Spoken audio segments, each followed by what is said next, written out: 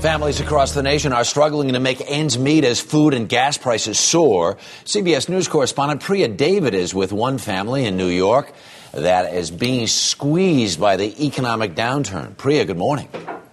Harry, good morning. We're with the Skwarnek family right now. This is Dad Philippe. He's a chef. He's making breakfast for the boys. We've got John Paul over here, who's 16, and Christian, who is almost 13 years old. Two teenage boys that Mom Anne-Marie says are eating her out of house and home. Thank you so much for inviting us in this morning. Thank you. You recently took a second job as a real estate agent on top of your job as a hairdresser, just to try and put some money and food into this house. You said it's been very tight. Tell me about that here in the kitchen. Well, the grocery, the grocery bills have gone up a lot, especially, I used to be able to get orange juice for 99 cents. Now I'm happy if I can get two for $5. And you're buying in bulk in a way that you never have before. That's right. I buy a lot in bulk. I buy a lot of snacks in bulk. I buy juice in bulk, a lot of the paper products in bulk. Cereals are incredibly expensive. The price of cereal has really gone up. How much more are you spending every month on groceries than you were saving 6 months ago? I'd say I spend between $50 and $60 more a month now. And that doesn't leave a lot for extra for you. I mean, you've got spring break, you've got summer vacation coming up. That's right. We are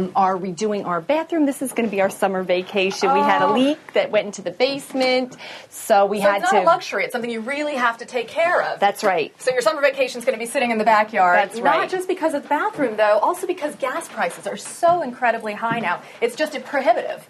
That's right. Gas prices have gone up so much. It's scary to see how much they've gone up. You wonder where it's ever going to stop. The price of airfares has gone up so much, so you can't really go on vacation on an airplane. Just going around town when you're commuting, you've got an SUV. This is 17 miles per gallon. Yeah, I like the car, but it's only getting 17 miles to the gallon. And your husband said he's not getting rid of his 10-year-old car because, he loves it too much. But this is the hardest part for you. It's the mortgage, paying this every month.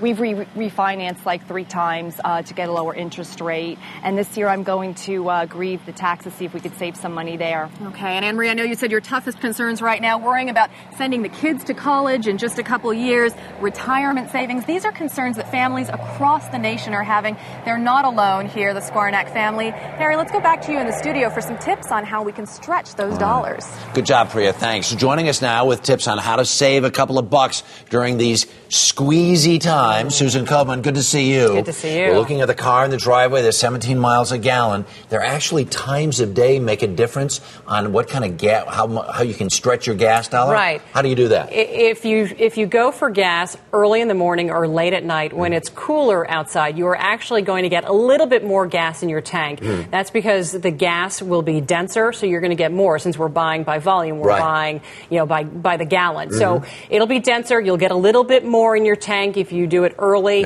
or really late. Yeah, and you can go on websites to find out because certain times of day, different stations actually raise and lower their prices. Their prices go up and down. Yeah. Also, one of the things, people want to buy brand names all the time.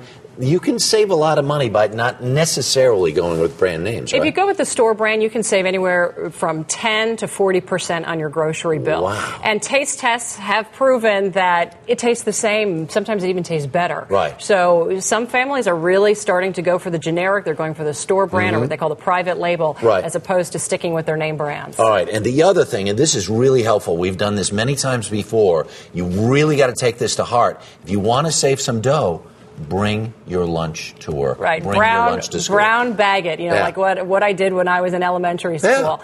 In 2007, Americans brown bagged it once a week. If you bring your lunch 5 days a week, you'll save about $2,000 a year. Think about that. And that's real money. That's not before taxes or anything else. That's money right in your pocket just by brown bagging it. It's the effort, though. So when you're making the lunch for the kids, make your lunch as well. I know it takes effort, but it's going to save you money in the long run. Do it the night before. There you go. Susan Koopman, thanks so much.